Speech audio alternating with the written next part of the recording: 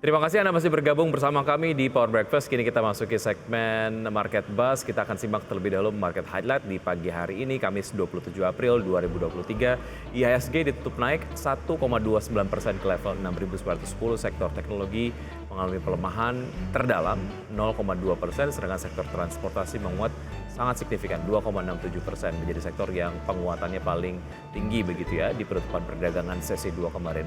Laba bersih Bolt naik 99% dari maksud kami jadi 50,29 miliar rupiah di kuartal 1 tahun 2023. Kemudian market highlight berikutnya adalah laba bersih Port yang meroket 364,71%. Jadi 26,21 miliar rupiah di kuartal 1 tahun 2023.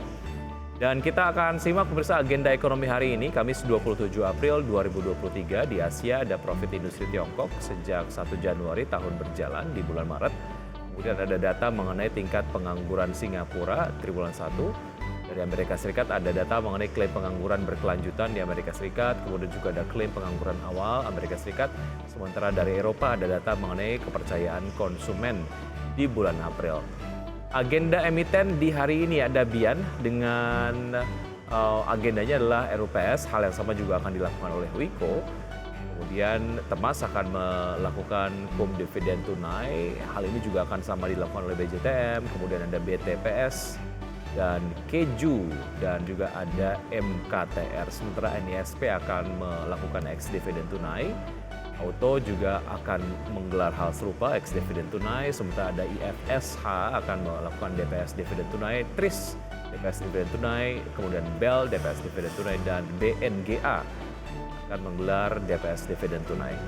Dan kita akan ke pergerakan IHSG pemirsa di penutupan perdagangan sesi 2 kemarin. IHSG berjaya di teritori positif Rabu sore dengan ditutup naik 1,29% atau menguat 88 poin ke posisi 6.910. Sektor transportasi seperti yang tadi saya sudah sampaikan menguat paling signifikan 2,67%. Sektor teknologi melemah terdalam, melemah 0,2%. Dan berikutnya kita akan simak pembukaan Bursa Asia di pagi hari ini. Seperti Anda saksikan di layar televisi, Nikkei dibuka menguat 0,52%, STI Singapura maksud kami melemah 0,52%, STI Singapura melemah 0,41%, kondisi yang sama juga terjadi di Kospi Korea, dibuka melemah 0,45%, sementara Hang Seng Hong Kong dibuka menguat 0,71%. Banyak sentimen yang menarik pagi hari ini pemirsa, tentu saja saya akan bahas bersama Pak Wawan Hendrayana, Vice President dari Infovesta. Selamat pagi Pak Wawan. Selamat pagi. Baik, terima kasih sudah kembali bergabung di Market Buzz, Pak Wawan. Minal aidin wal faizin, mohon maaf lahir dan batin. Sama-sama, mohon lahir dan batin. Baik, Pak Wawan, bicara mengenai kekhawatiran pada ekonomi global yang berkobar, saham Asia kemarin tumbang, tapi kemudian IHSG justru berjaya di level 6.900-an, naik 1%. Lebih lah ya. Bagaimana Anda memaknai keperkasaan IHSG? Apa saja pendukung yang kemudian membuat pergerakan IHSG menguat signifikan di penutupan perdagangan sesi 2 kemarin? Ya, sebenarnya ada minimal 3 faktor ya yang membuat itu. Satu, terkait liburan Lebaran itu sendiri, karena kita sudah libur 1 minggu, dan sebelum Lebaran pun, sebelum libur Lebaran, itu IHSG trennya menguat juga. Jadi ya ini mengkompensasi liburan 1 minggu. Lalu kedua, kalau kita lihat itu sekarang trennya adalah dari sisi suku bunga dengan kondisi Amerika yang seperti sekarang, ini kemungkinan mereka naik itu sudah semakin kecil ya. Ya tetap ada kenaikan, tetapi tidak akan sedrastis yang diekspektasikan sebelumnya. Ini menjadi sentimen positif. Dan ketiga, kalau kita lihat dengan tren yang ada, itu dolar terus melemah. Akibatnya itu harga-harga komoditas Indonesia, terutama seperti nikel, lalu juga CPO, dan juga batu bara sebagai energi, itu semuanya menguat saat kita Lebaran. Jadi ini yang mendorong IHSG juga terus menembus lagi ke 6.900. Baik, artinya memang ada sentimen positif dari dalam negeri dan juga luar negeri begitu ya. Satu hal yang juga cukup menarik pada penutupan perdagangan sesi 2 di tanggal 18 kemarin kalau tidak salah, Pak Wawan, bagaimana IHSG dapat ditutup di zona hijau sebelum momen cuti bersama begitu ya. Ini adalah biasanya dimanfaatkan sebagai momen untuk merealisasikan keuntungan, tapi kemudian IHSG bergerak positif. Analisisnya seperti apa Pak Wawan? Secara fundamental apa yang membuat IHSG begitu resilience? Ya, sekali lagi kalau kita bicara tentang IHSG, ekonomi Indonesia ini di tahun ketika pandemi kita salah satu yang terbaik ya, ada di dunia. IHSG juga pertumbuhannya salah satu yang terbaik. Tapi di tahun 2022 itu kita cenderung flat, tertahan karena memang dari sisi karena tahun 2021 kita tidak jatuh, tahun 2022 kita cenderung lebih mahal dibanding negara-negara lain. Tapi kalau di tahun ini itu ya kita levelnya sudah kira-kira setara gitu ya, karena memang secara fundamental pun kita sangat baik dan momentum Lebaran pun itu dianggap bisa tadi seperti kita lihat berita sebelumnya menggerakkan roda perekonomian di Indonesia. Jadi saya rasa hal-hal itu yang membuat IHSG justru bisa positif sehari sebelum Lebaran. Oke, since Anda tadi menyinggung mengenai dolar Amerika Serikat, Pak Wawan, tren de-dolarisasi signifikansinya terhadap pasar modal seperti apa? Ya, untuk beberapa emiten-emiten kita itu cost-nya memang banyak dalam bentuk dolar ya. Artinya mereka banyak melakukan impor dalam bentuk dolar dan ketika dolar menguat menembus 15.000 kemarin, tentu saja emiten-emiten ini mengalami penurunan laba. Tapi dengan sekarang de-dolarisasi yang mendorong dolar terus melemah dibanding mata uang negara-negara lain, termasuk rupiah, ini positif untuk para emiten yang melakukan impor. Baik, ada sektor-sektor yang perlu dicermati, dihindari ataupun dikoleksi terkait dengan tren de-dolarisasi ini, momentumnya kalau mau dimanfaatkan, Pak Wawan? Ya, kalau kita bicara cost, ya sebetulnya yang penyelenggara impor seperti farmasi misalnya, KLBF saya rasa akan diuntungkan. Lalu juga untuk emiten-emiten yang cost-nya dalam bentuk dolar ya, batu bara sih biasanya, itu juga akan diuntungkan juga. Oke, secara makro begitu bagaimana peluang pembukaan IHSG di pagi hari ini? Tadi kita spesifik membaca pergerakan sektor ataupun sektor-sektor yang menarik. Kalau melihat ataupun membaca tren dari IHSG dan juga tentu saja melihat sentimen-sentimennya. Pagi hari ini menurut Anda akan dibuka di zona positif juga atau terjadi koreksi? Iya, kalau technical correction saya rasa sangat mungkin ya. Jadi Hmm. bisa aja ISG kembali ke level 6.800-an dulu. Tetapi secara tren jangka menengah panjang saya rasa ISG akan terus menuju ke arah 7.000 sih. Tapi untuk hari ini sendiri ya wajar aja kalau ISG terkoreksi dulu ada aksi profit taking. Tapi saya rasa support kuatnya akan ada di 6850. Oke, artinya ini secara apa namanya tren begitu belum ada di level resistance-nya untuk IHSG begitu ya? Belum, Belum. karena Oke. dengan tren yang ada saya yakin ISG bisa menuju ke 7.000-an. Baik, tadi kita sampaikan terkait dengan sektor terkuat dan juga terlemah transportasi dan juga teknologi. Transportasi menguat signifikan, kemudian teknologi melemah terdalam begitu ya di penutupan perdagangan kemarin. Apa rekomendasinya, apa analisisnya kita akan lanjutkan usai jeda berikut ini Pak Wawan. Dan tetap bersama kami akan segera kembali. Terima kasih Anda masih bergabung bersama kami di Market Bus dan saya masih berbincang bersama Pak Wawan Hendrayana, Vice President dari Infovesta. Tadi kita sempat membahas mengenai sektor transportasi yang menguat paling signifikan di penutupan perdagangan kemarin, Pak Wawan yang naik 2,67%. Sementara sektor teknologi yang menurun paling signifikan di penutupan perdagangan kemarin 0,2%. Secara sektoral, analisis Anda seperti apa untuk kedua sektor ini, Pak Wawan? Ya, pertama di sektor teknologi dulu ya. Sebenarnya sektor teknologi kita sama-sama bisa melihat bahwa secara fundamental mereka masih belum terlalu baik. Artinya koreksi yang terjadi ya ini cenderung cepat. Biasanya kalau ada sentimen, oh ada yang profit atau apa akan cepat naik. Tapi setelah itu ya cenderung akan cepat turun juga. Jadi kalau untuk sektor teknologi, kalau investor tertarik sebaiknya memang fokusnya sebagai salah satu tools untuk trading begitu ya. Hmm. Kalau transportasi ini menarik karena dari tahun lalu sebetulnya, dari akhir tahun lalu, ini salah satu sektor yang selalu outperform di IHSG. Karena ketika PPKM mulai dikendorkan, lalu juga sekarang sudah dicabut begitu, dan kita lihat sendiri bagaimana arus mudik itu di tahun ini sangat-sangat baik. Ini akan sangat positif bagi pendapatan laba daripada para emiten di transportasi. Tapi salah satu yang harus dipahami tentang transportasi, kapitalisasi mereka cenderung kecil kalau ada di IHSG. Jadi memang secara pendapatan menarik sekali, tapi secara nominal sebetulnya ya relatif tidak terlalu besar ya dibanding sektor-sektor lain seperti perbankan atau infrastruktur atau bahkan otomotif seperti itu. Oke, karena kapitalisasinya tidak terlalu besar sehingga letupannya tidak terasa di IHSG secara kumulatif begitu ya?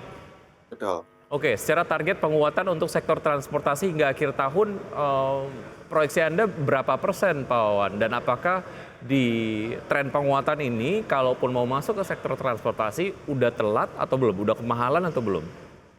Saya rasa belum, Hmm, karena saya bisa melihat transportasi pasti double digit, minimal belasan persen gitu pertumbuhannya ya. Karena hmm. dari laba Q1 pun nanti akan sangat terlihat bahwa mereka sangat diuntungkan dengan perpindahan barang dan jasa yang cepat pasca pandemi.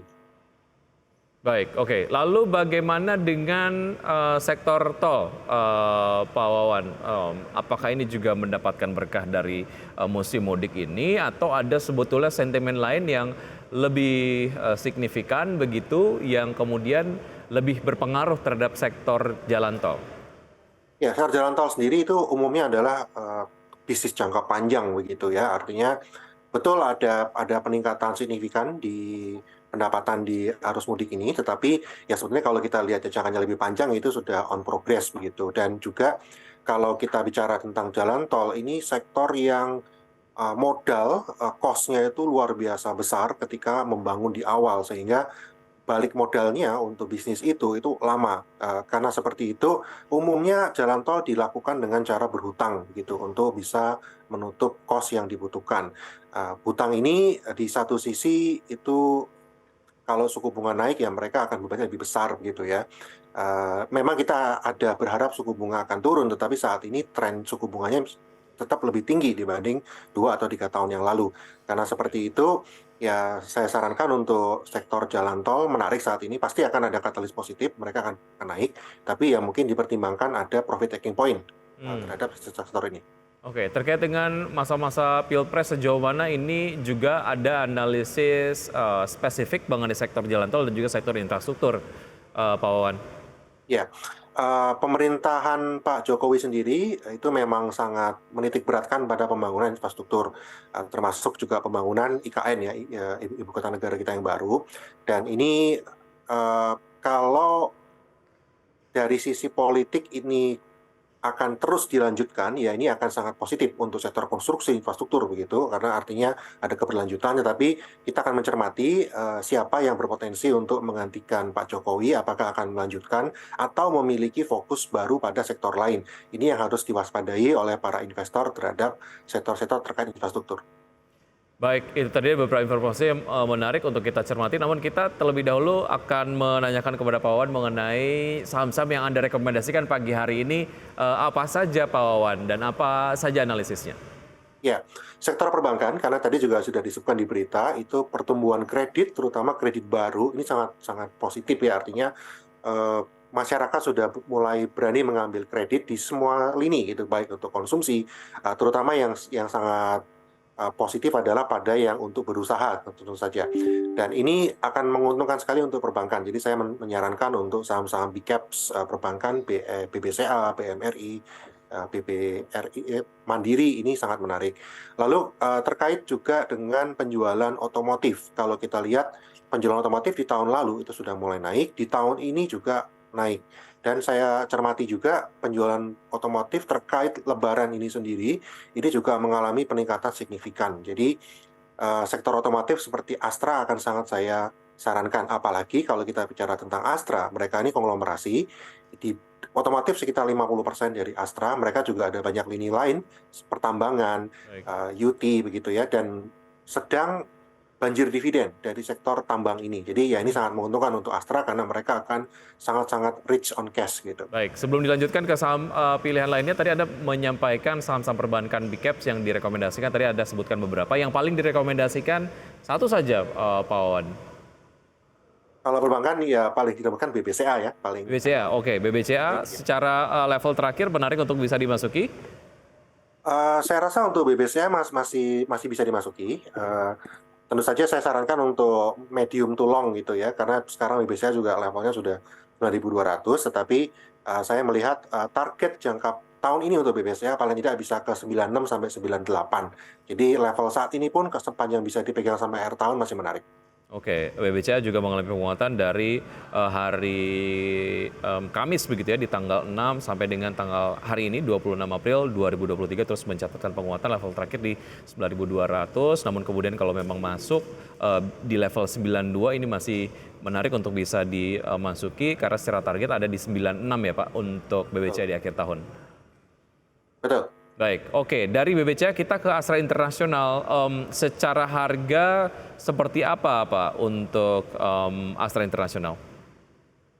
Ya, untuk Astra sendiri itu kalau kita lihat sebetulnya di tahun lalu memang sempat di 7.300-an begitu ya.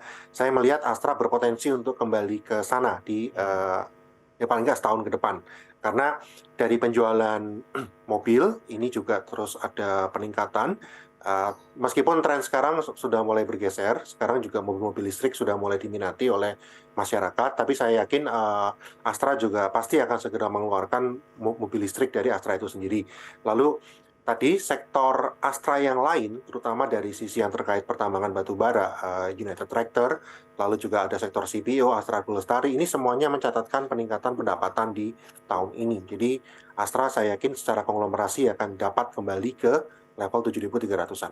Baik, 6650 level terakhir untuk target sendiri untuk Astra Internasional di level berapa hingga akhir tahun Pak Wawan? Akhir tahun sekitar 7.200 sampai dengan 7.300. Baik, 7.200 masih ada space yang bisa dimanfaatkan untuk bisa masuk. Artinya harga terakhir menarik untuk bisa masuk ya, masih murah lah, masih menarik untuk bisa masuk ke Astra. Ya, Astra ini sekarang jadi kayak growth stock begitu ya, mereka akan terus tumbuh. Baik, oke. Kita akan jeda sejenak, kita akan lanjutkan untuk saham-saham pilihan lainnya dari Anda Pak Wawan. Usai jeda berikut ini dan pemirsa tetap bersama kami akan segera kembali. Saya masih berbincang bersama Pak Wawan Hendrayana, Vice President dari Infovesta. Tadi kita sudah bahas mengenai saham pilihan, dua diantaranya adalah BBCA dan juga Astra Internasional. Dua lagi Pak Wawan yang menarik untuk dicermati.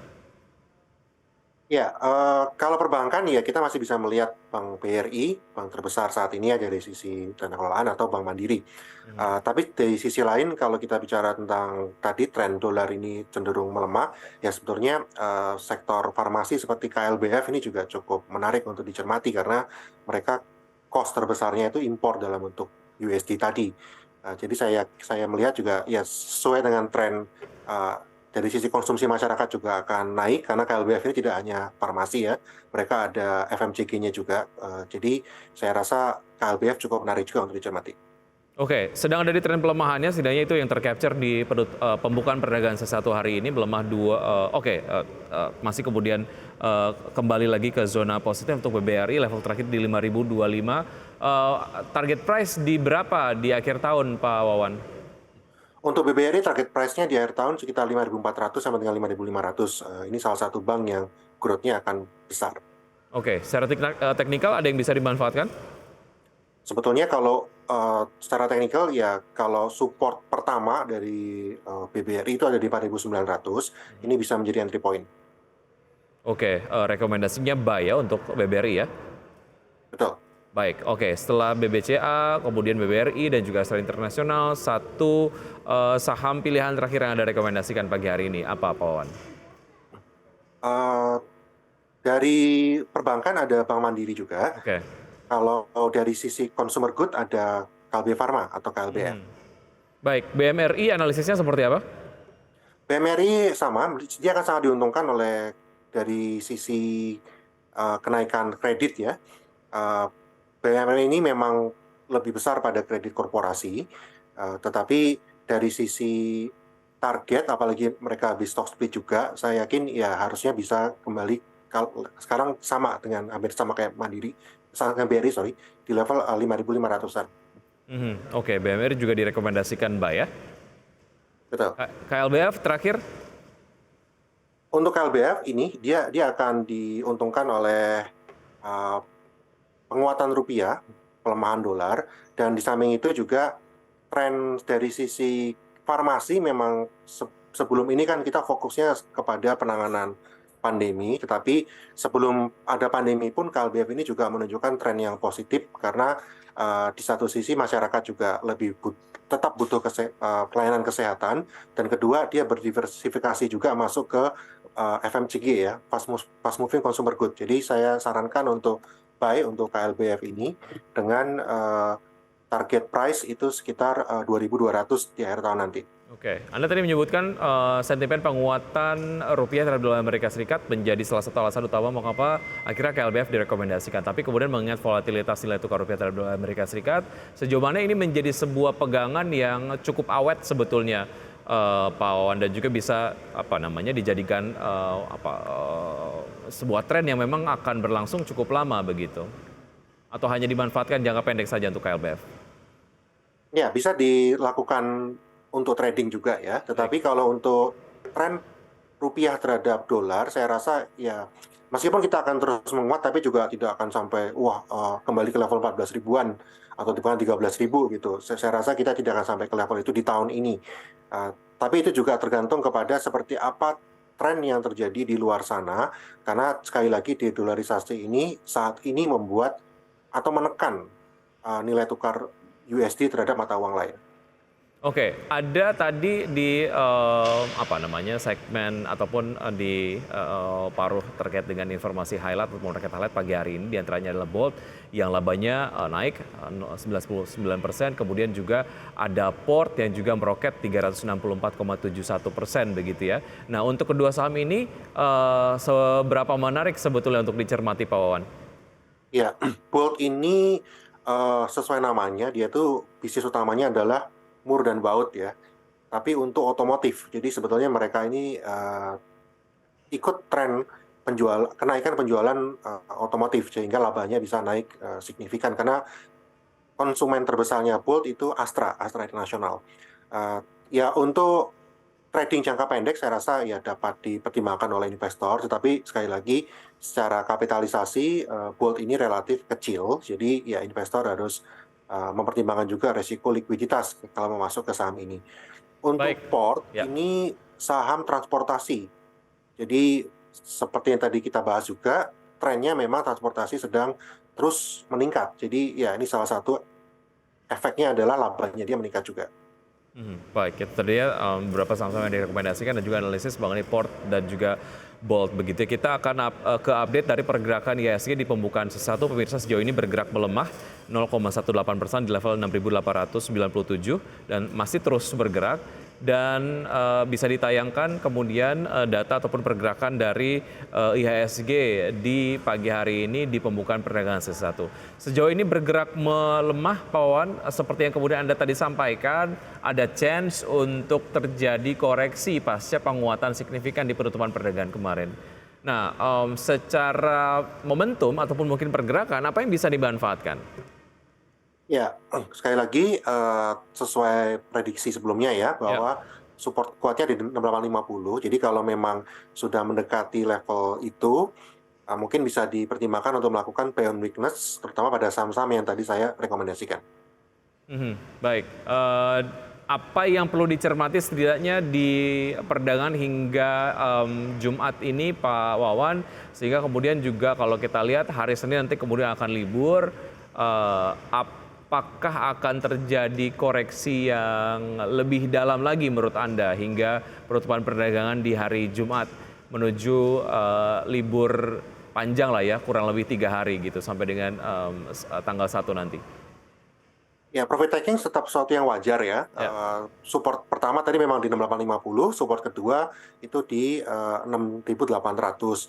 Tapi saya cukup optimis bahwa support kedua tadi tidak akan tembus karena secara fundamental, secara laporan keuangan emiten Q1 dan kalau kita lihat ya pemerintah dan ya saya rasa masyarakat Indonesia ya sukses untuk melakukan acara mudik tahunan ini, memutar roda perekonomian di daerah juga, jadi seharusnya tidak ada katalis negatif kuat sekali ya dalam seminggu ke depan.